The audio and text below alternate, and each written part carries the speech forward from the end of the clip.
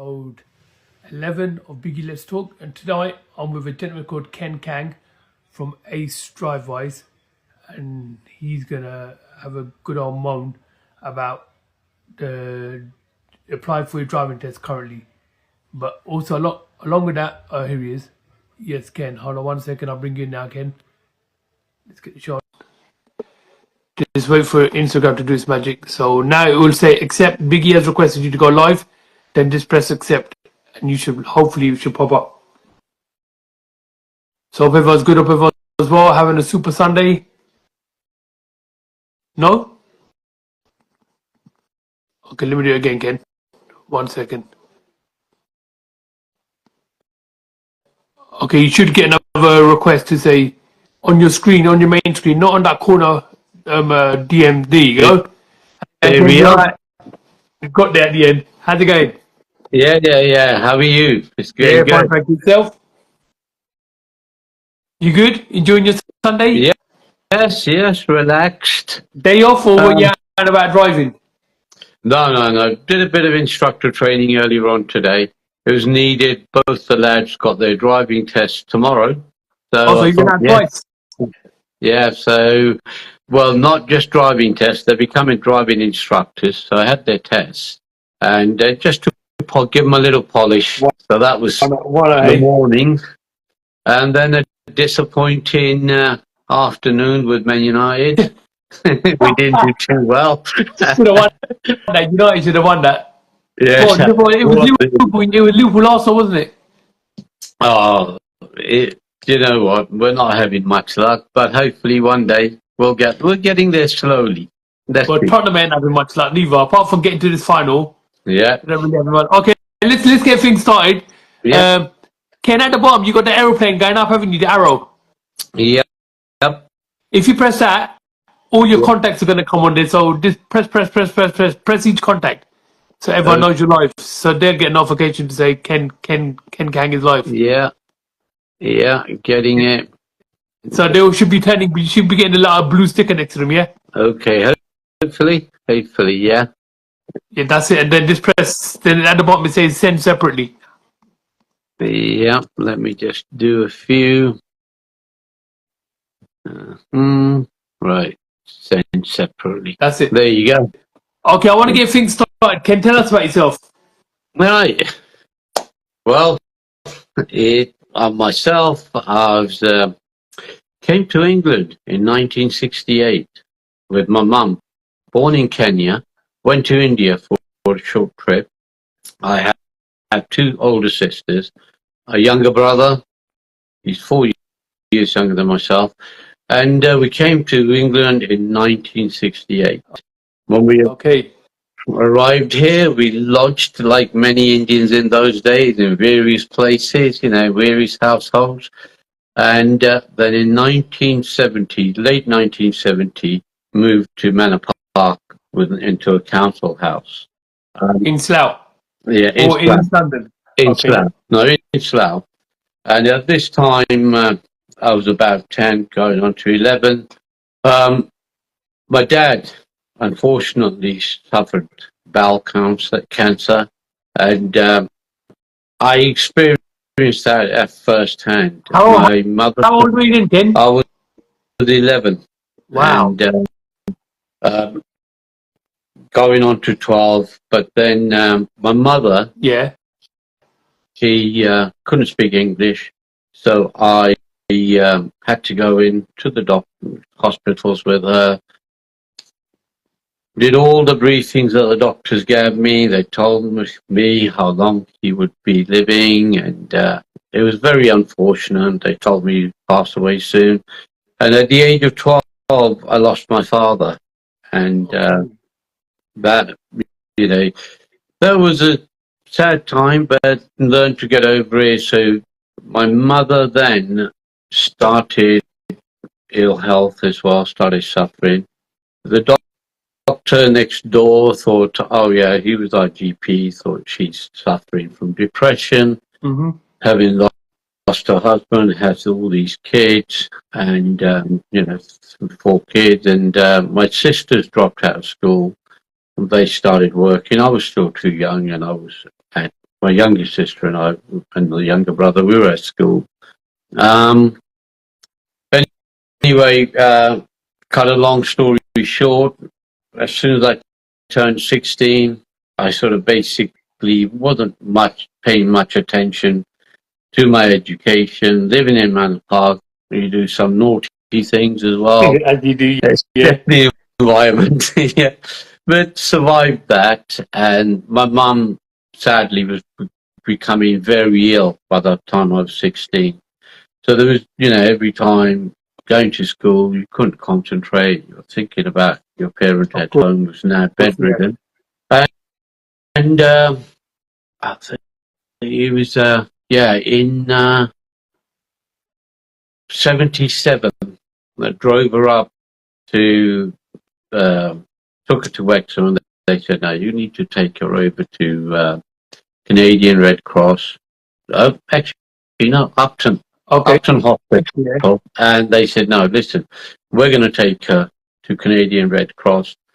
And I was 17, and the doctor just had a chat with me. He said, listen, how old are you? I said, 17. He said, are you able to stomach some of the things I want to tell you? So he told me, unfortunately, I would lose her when I was, we would lose her quite shortly because it was too late. She wasn't suffering depression. She just had TB, which was very curable, but wasn't diagnosed, and it was too late. And would you believe it? On the 15th of May, 1978, we lost her. So her anniversary's coming up very shortly. Yeah. Well, we lost her. It's again a very sad time, but then I went into full-time work. I was working nights at a place called Roots. I worked at places like Ford's, anywhere where I could make money. How old are you now, Ken? Me? Too old. Old. Not now, as in at the time. So your mother's passed away. I was 18. Oh, at the time I was 18. Yeah. I turned 18 in February, lost my mum in May. December. In May, May 15th of May, 78. So went out to worked like a dog, and my brother was only 14. So, with the care system and everything, we had to show responsibility that we could look after him. And thank God for Maggie Thatcher. I was able to buy the council house for £1. Pound deposit, not for £1 deposit, and bought the house for something like £8,000. Okay. And but that was another story. When I was only 18, so the banks needed a guarantor for me to be able to take out my mortgage. Yeah. Lo and behold, not any of my relatives came to my rescue there. And the people who came to my rescue was a distant uncle. He signed the paper as the first guarantor. Then I worked in a working men's club in Slough Working Men's Club. In Chalvey, it was a Slough Working Men's Club. Yeah. And there, the owner was Mahinda. Yeah. He was really good to me. Like, I worked behind the bar there with a friend of mine. And I said to him, look, I've tried my relatives and close friends. Nobody's signing this piece of paper. And he said, oh, yeah, I'll sign it for you. He became my second guarantor. Okay. And, Biggie, this was the guy that everybody he wasn't well regarded. People did speak ill of him. But to me, he was an angel. He signed that piece of paper straight away. So we got our house started in that. I started working more and more, went to Ford's to work, did about a year there. Yeah, I did have mechanical engineering background, as in craft engineering with Satwell. I did my college in mechanical engineering. At the age of 23, whilst I was still at Ford's there, I started part-time becoming a driving instructor. Then went on from Forge, left Forge full time into this. By this time, whilst I was still at Forge, we'd bought another house, my sister and I. How old are you now? Now, at that time, I was 22. Okay, so you're working at Ford, or you're about to finish working at Ford. You bought a new property. Yeah. And then, so you're no longer at the Working Men's Club. No, I wasn't at the Working Men's Club because I left that. I was working, I was going on to night shifts, working at Ford's, various things, Okay, But somehow I still managed to play my football, which was my first love as ever. Yeah. And so 22, that's where, who I found Poonam and Rita, and they became our sisters. Yeah. And we lived there for a while. And obviously these kids were tremendous, and their parents, especially their mother. She was an angel, great help to us, From there, the driving school came in, started Ace Drive-Wise, had a couple of people working with me. At 87, when I was 27, managed to buy a 4-bedroom house in Maidenhead, which was detached. It wasn't the best house, but 4-bed detached for my age wasn't too bad. So started to expand the school. Did quite well. I was running here in Maidenhead, had an office on the Broadway, had another office just off Baker Street, Gloucester Place, in central London. We run in West London as well. Oh, you do West London as well? Yeah. So we had quite a big school. Brilliant. And got married in those times. Yeah. And my daughter was born in 1995. She was my firstborn, but she was unfortunately very, very, very ill. She has a microdeletion of the chromosome 22. Okay, yeah. And the doctors just said, oh, look, we don't know whether she's going to walk. She might be in a wheelchair for the rest of her life. But you really don't want to have any more kids. Just be ready to look after her. And that hit me. Yeah, that really, really hit me. Then I had no concentration on my work. Yeah. More family orientated, fusing in the hospital. Then I sat down with a friend of mine. I was talking through, maybe just spend the rest of our lives looking after Anisha. And he said, listen, why not try for another child? You never know. That other child might be able to pull her along. Yeah. And after debating this, Kim and I decided, okay, we'll have another child. And thankfully, he was perfect. As in the chromosomes and everything. But Anisha, my wife still spent like years on and off in hospital with my daughter. That continued for a long time, but Amma, my oldest son, he was quite worthy, he was bright, very close to my daughter at the time. Actually, do you know what? Yeah, he did. She sort of learnt off him. Everything he did, she copied. Yeah, she didn't talk till the age of 4. Couldn't feel any pain till the age of 4. So the thing, the microdeletion, it stunts your growth mentally and physically. Okay. She's, suffered that all her life, but slowly she was getting there. But by this time, because of my concentration on my family rather than work, I'd lost a lot of money in the driving school. And and this is running it still in Berkshire and in London as well. So London closed, West London closed. We're running in Berkshire, and by that time, it was one of those things that hit me so hard I didn't realise. Do you know the worst thing about our community is? Yeah, if it, we don't have anybody to turn to 100%. except for, Definitely. except for your mates. And if it wasn't for my best mate at the time, Bob Lally, Yeah. Barrett Rutten, another friend of mine, and other people around me, I think, that survival was only due to my friends. But we lost the school almost, and it was more like only two people and myself. Mm-hmm. We carried on.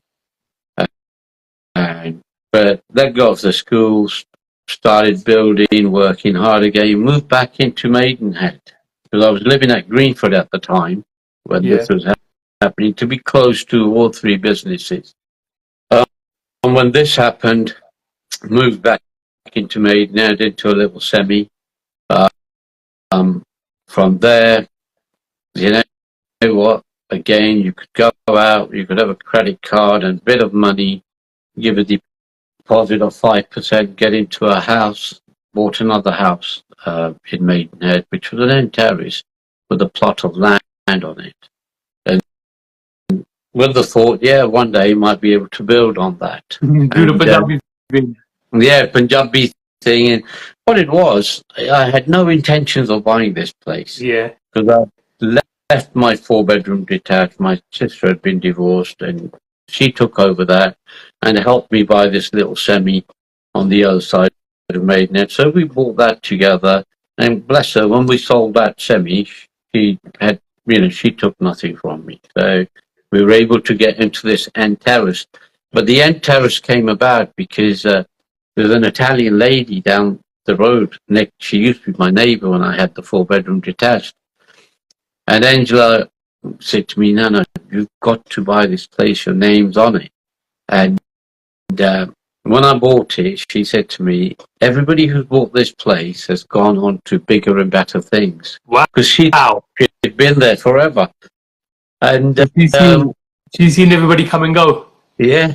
And so I bought that place, managed, so many people tried getting planning on that plot, but wasn't able to. We managed to get planning on it. Again, being an idiot, I went and bought another buy-to-let. My wife Kim, she would come in, she'd look at the place and cry because it would need doing up. But when I borrowed more money from the banks, it was easy borrowing and cheap borrowing. Yeah. Continued to do that. Then 2001, bought another place in Windsor, which, the thought is, it's bought for my daughter, for her needs, but it overlooks the river. It's a really nice place. It's a small place, but lovely, by the car park there in Leisure Centre. Then from there, I do all my own buy-to-lets and get them renovated, then get them let, do all the paperwork, even to this day myself, do the painting and decorating. Then we moved on to another place, which was All Saints Avenue in Maidenhead. Lovely Victorian house. Character was perfect. We spent a lot of money doing that up. And it really was the love of our life, that place. When was this?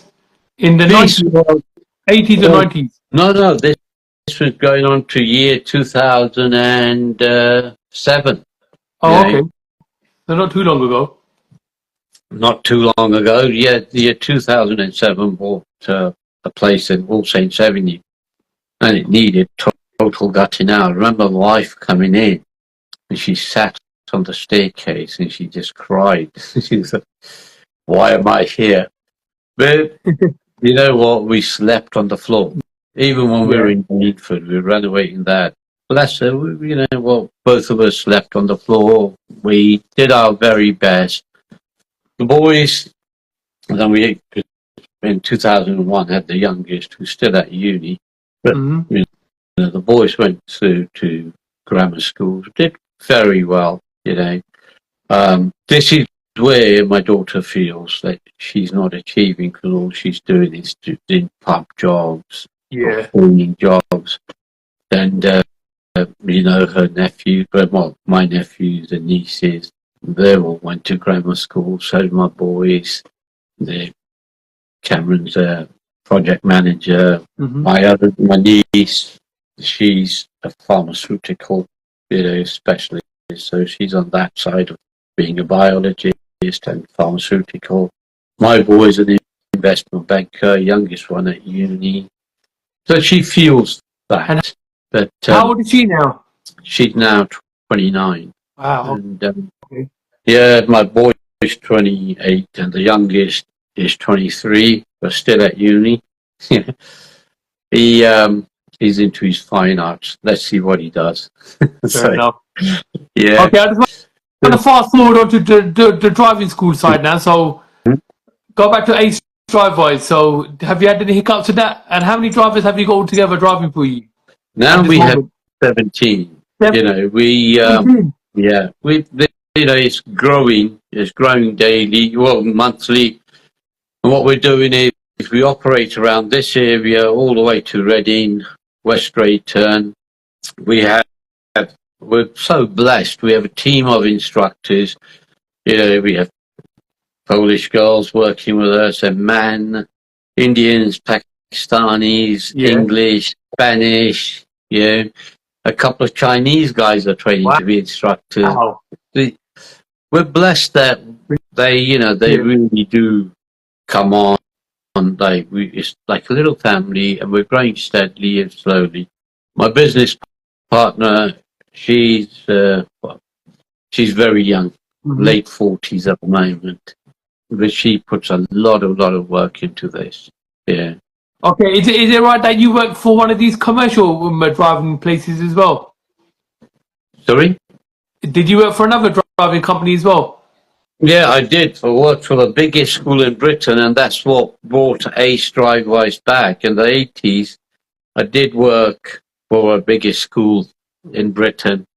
Is that But PSM? yeah.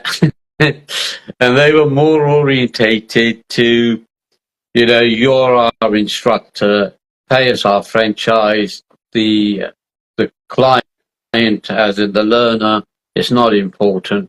We just need our Highway on the money. highway, yeah. So, I just didn't feel any customer satisfaction. So that's what Bought Ace Drive was about. I went on. But even when I qualified in 1984 as a driving instructor, I passed everything first time. And I couldn't believe that it was so easy. But people used to say to me how difficult it was, and so many people had failed it who were doing it with me. But, Yeah. then I went on to, because of BSM, I went on to do a couple of management courses. I went on to do a diploma in driving instructions, which at the time was still is very recognized at that time, and started to train my instructors, grow my school. I wanted to be focused on the client. What can the client get out of it? How can we deliver the best service? And hence, it slowly grew 100%. by bit. Yeah, and it's come a long way. You know yourself when you learn to drive. You taught me to drive. Yeah.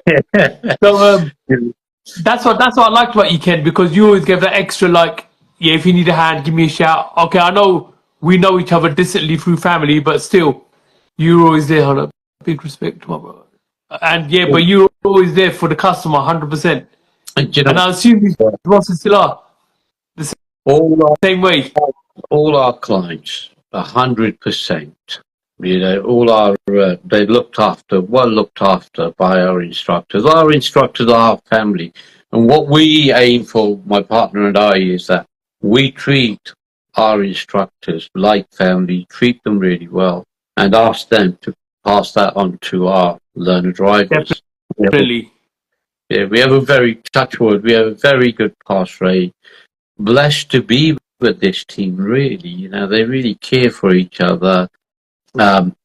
Recently, we've had an episode with one of our instructors who broke his foot playing football. with us. Okay.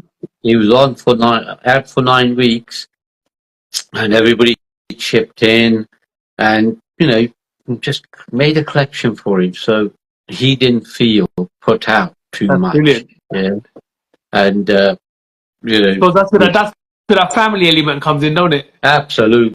You know what? We really are glad we've got this.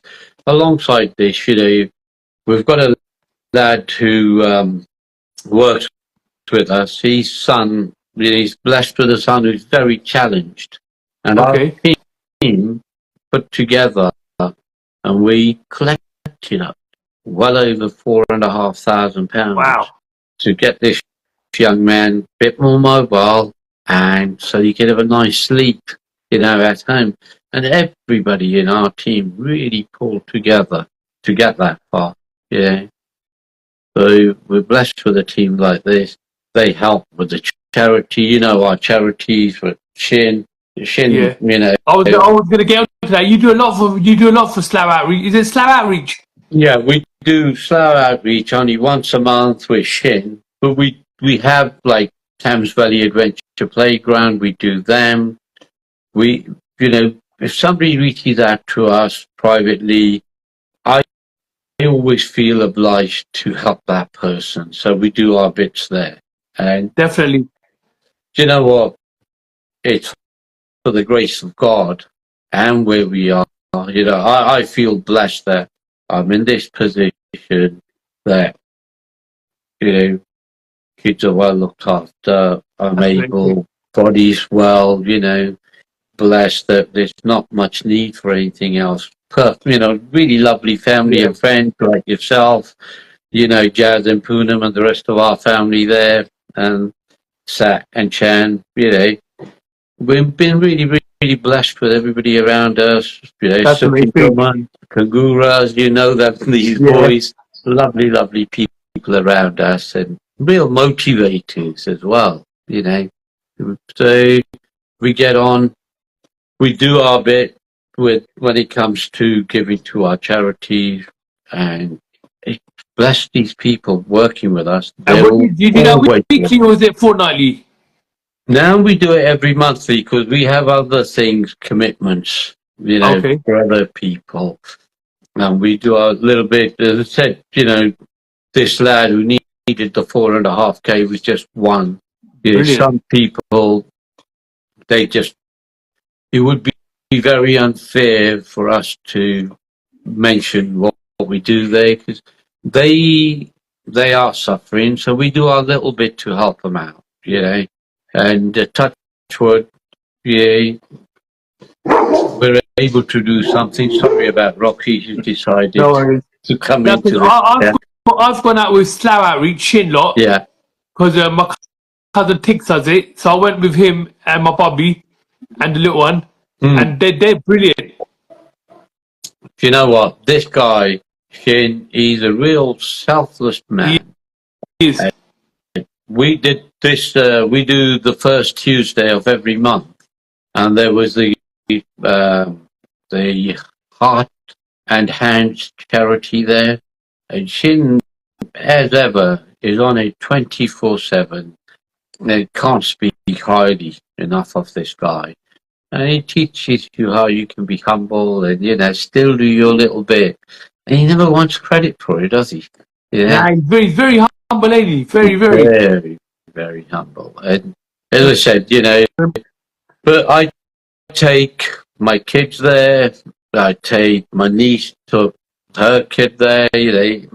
Practically, I'm his second, she calls me little Gramps. I take him up there to show him how, blessed we are. For all we know, we could be in a very different world. You never know. It's 100%.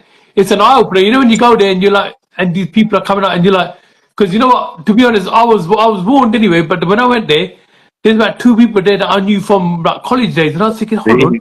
There you go. And it's amazing when you see somebody, and you're like, whoa, I'm blessed because I've got a roof over my head. I'm gonna have my dinner tonight. But you know what? This guy, he was in the same year as me at college, and he's lining up to get. I won't call it a handout, but he's lining up to get some food. You know what?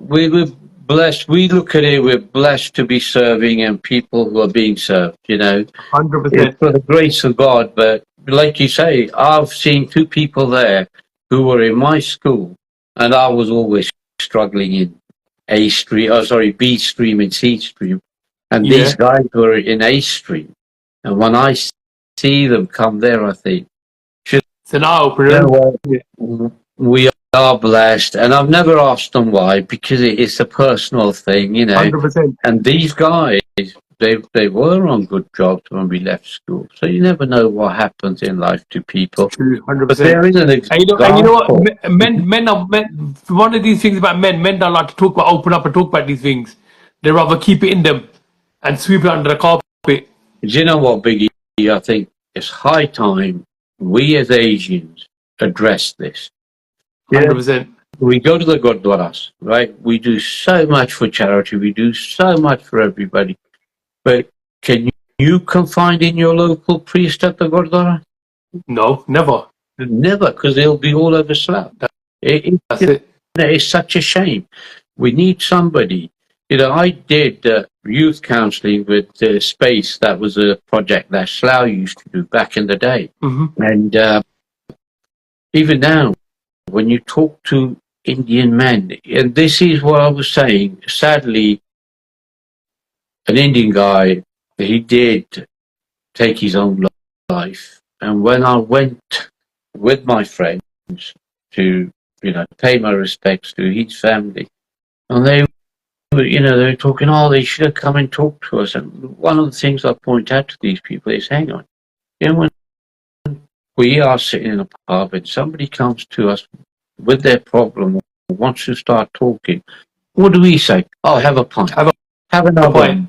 Or you want to put your point across them first. Yeah. And, you know, have a whiskey. Oh, look, yeah. I went through this. Like you say, I went through this. Have another whiskey. Have another one. Then you forget about it. And you know, pull your chest out and go and face the world. Has that helped that, man?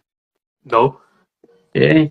And people do this, and nobody has a real heart to heart. And it's really sad. We need to start addressing this so that people can come together.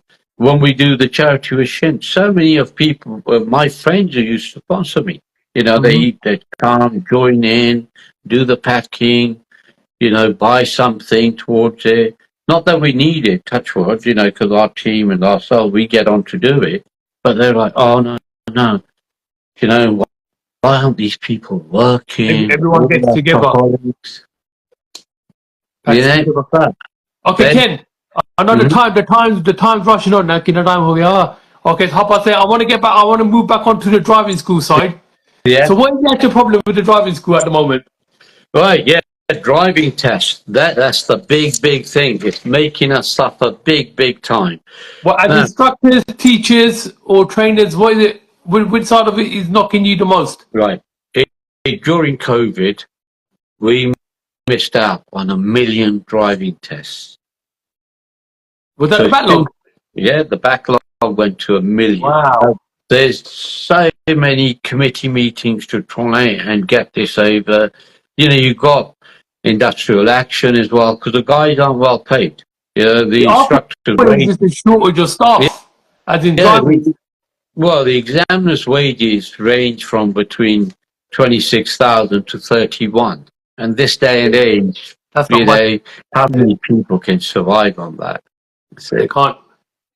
And it's a sad thing, because not changing that system. It's a civil service job, and they're starting at the bottom of the ladder. They've got to do something to address this so that it gets better, so they can recruit more people. You know, people are blaming instructors, they're blaming everybody else. So somebody's got bots out there who picks up all the tests. We all driving instructors get up Monday morning. You know, they make sure that they're 6 a.m. to start, you know, try and get a driving test. I was on the thing last Monday trying to get a driving test. I was on the booking system, managed to find one for one of the learners, and I was just about to pay for it, and it disappeared. Don't ask me how. Normally, we had 15 minutes to take it. And So people are, is there certain areas that are better than other areas? it's everywhere. You know, especially places like Slough, London, Birmingham, the bigger cities are hit badly.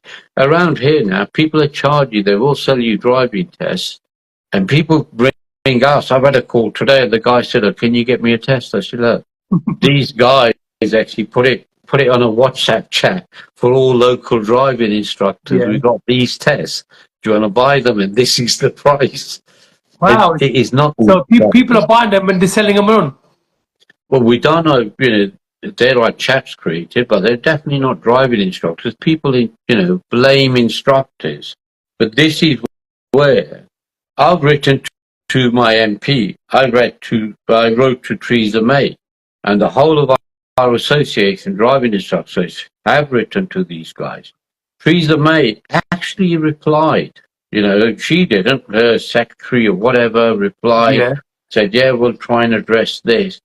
This new chap, Reynolds, I sent him an email 2 weeks ago, got an automated reply. Do you know what? Unless the parents and everybody else lobbies the government, this isn't going to change. It's a low priority. Yeah. Wow. Because, well, are driving tests being conducted? Yeah. Is the DVSA still collecting money for driving tests? Yes. Of course they are. But who's the end loser? The pupil and us, because it affects our business. As you know, my business is used to state pass your test in 5 days, which is basically intensive courses. Yeah. So If you those can't do that. You intensive- can't do that anymore, can you? Because you can't get a test appointment. I was going to say, if those courses were back on, we wouldn't have 17 instructors. We'd probably have about 35, Wow. if not 50. We're suffering big time. Nobody's addressing the issue. We're doing our best, with our clients. The worst thing is, though, now, and this is sad, there's a couple of lads who phoned in who just missed out on a driving test. They're young lads. "Oh, have you got a test, Ken?" I explained the situation like I explained to you, and they said, "You know what? I'm going to go and drive without a license." That's true. And then you talk to them and say, "Come on, this isn't right. Yeah. What if you have an accident, somebody's child's hurt or somebody's hurt, the consequences are dire." But these kids are like, "Hang on, if we have an accident, we get caught." Yeah, Might be wake up call to the government. yeah, Or to the authorities. no, they're just saying, "Well, you know what? We'll get disqualified for a year. We're having to wait for a test for 9 months, so that's okay. We'll be back on the road." That's a sad, sad situation. This shouldn't have to happen in this country, in this day and age. And this could be easily addressed. Maybe one way of doing it is have, a couple of pupils who are in IT ring me and say, "I'll have this one-time, personal code, which only pupils can book the test." Yeah. And should only go onto the pupils, not email, onto their phone. They've got to say, "Yeah, received it, confirm it," and you might get rid of the bots then, because the bots can't obviously answer for the pupil. So what's the backlog at the moment? Oh God, it's increasing. Let's put Really? it that way. Yeah. Well, even from the COVID time, is it the same or is it? It's actually got a lot worse. It's getting worse. We're not finding a solution. The government now have said, "Oh, let's see what we can do." They're trying to put things in place which they say, should bring changes. But we've been hearing this since the end of COVID. I can imagine. We And don't have is there anything, have they changed their systems or anything? No, The driving test They're authorities. training a driving test change, which is it's going to be based on more higher speeds, country lanes. People will only follow sat nav for almost all the time of the test. They've also taken out, they made you pull up on the left and move off. They've always done that. But from 4, they're bringing that down from 4 to 3. Wow. So they get more time on the faster roads. They're also doing the emergency stop. They're trialing it at the moment, that it'll be 1 out of 7 pupils who'll get the emergency stop again. There's more driving involved and less of messing about with the other things. But emergency stop is important, so we've always got to teach it. 100%. So those changes, I think, country lanes need to be addressed, high time, and faster roads. There's always been that thing. And when I'm training instructors, and they'll say to me, "Oh, isn't that a bit fast for the learner?" But I'll tell you a little story. I went to collect a pupil about 20 years back, and the father was at the door with the highway code in his hand. Yeah, the lad lived in Windsor. Obviously, we had to get over on the Relief Road to Slough. And he said, "Ken, he tells me he's been driving at 60 miles an hour." I said, "Yeah." He said, "But he's a learner." I said, "That doesn't make any difference." He said, No, here's the highway code. It states in here he can't drive over 30. So that's if he's a learner. Yeah, because he's a learner. So that's the opinion we have. And it's got to change, because these kids, and I know, lads between the age of 17 and 24 have most crashes or most episodes, don't they? Yeah. It's the way, the hormones work, or the way they grow up. We need to educate these people. And have you had anything from like the MP side since with all the driving test issues, apart from having to reply from Fiona McTaggart? No, nothing at all. Nothing at all. We're the last to be informed. Nobody comes back. I think you guys, you should make it a point, address it. Everybody should write to their MP to put an end to this. So at the moment, this say if I'm taking lessons now, and you say, "Biggie, you're ready for a test now," so I would normally apply for a test, won't I? Yeah, but you know what? I've just had a mother here. She's a neighbour. She's, my boy's coming up, learning to drive, and what her first thought was? What I want to do is get him through the theory. And do you think I should apply for the test as soon as he's passed, or try and find him a test? Yeah. So, you're going up, the pupil, because they don't find the tests. Mm-hmm. They are not prepared. Sometimes they're not prepared. They've just found one, say, for example. It could be miles away, or it could be local. They'll be insistent on taking the test. If we don't take them, somebody down the road will.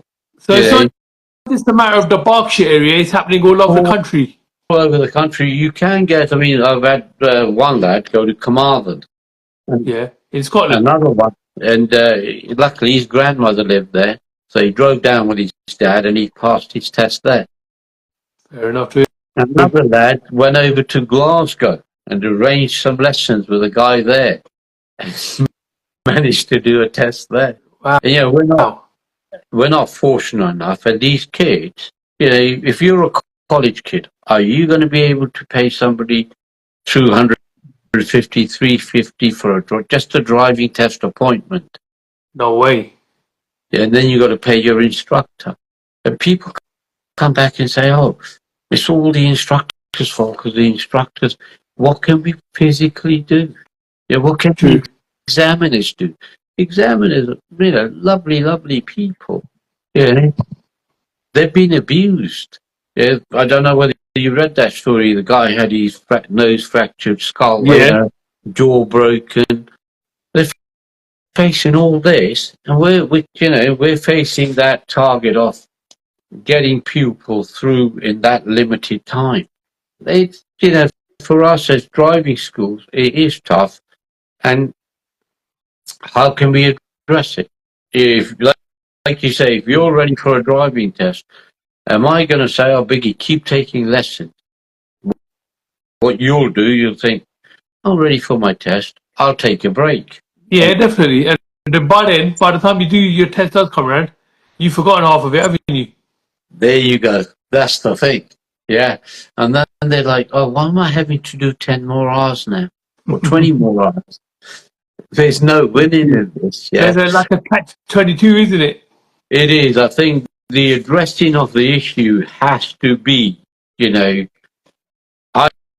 either say to each, I personally feel, say to each driving instructor, listen, you're only allowed to book 10 driving tests for the whole of this month. And that should be more than sufficient to keep everybody happy, everybody working. And they can then select which one of their pupils goes up for test. Would that work though? Sorry? Would that work? It would, because you wouldn't allow any setting. You would say to, if I'm a driving instructor and I'm only part-time, they could say, how many tests do you want a month? I could say 2. If somebody's, you know, new in the game, or he's been going for 10, 15 years, but busy, how many tests do you want? I'll take 10. Yeah. That will keep everything rolling as long as they're not allowed to sell it for a profit or gain. And that's where the problem's going to come, isn't it? I'll sell you a test.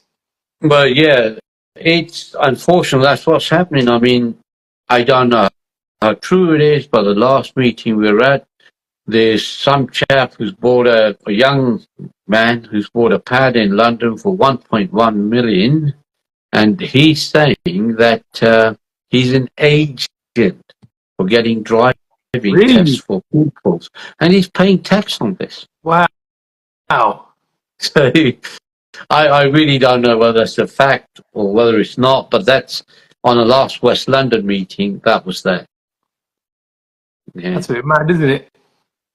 It is. And now in our trade, we're getting these rumours, do you know driving instructors are going away from being instructors and becoming agents?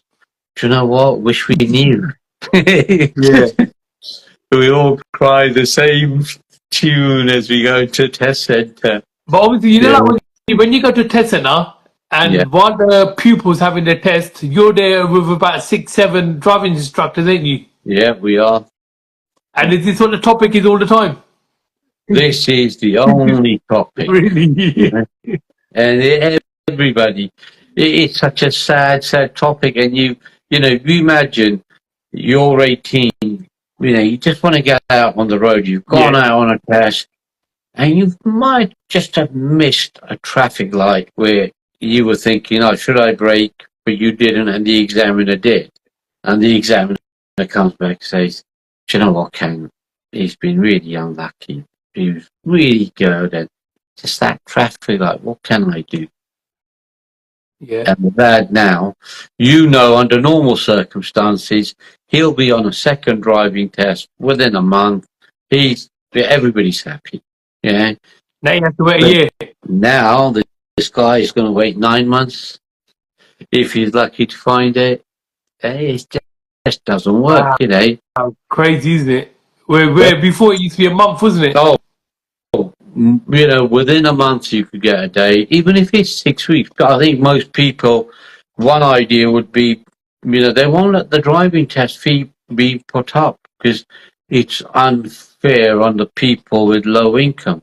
Hang on, people with low income are paying like £300 so they can get a job as a driver. Yeah. Why not just increase the test fee to £100?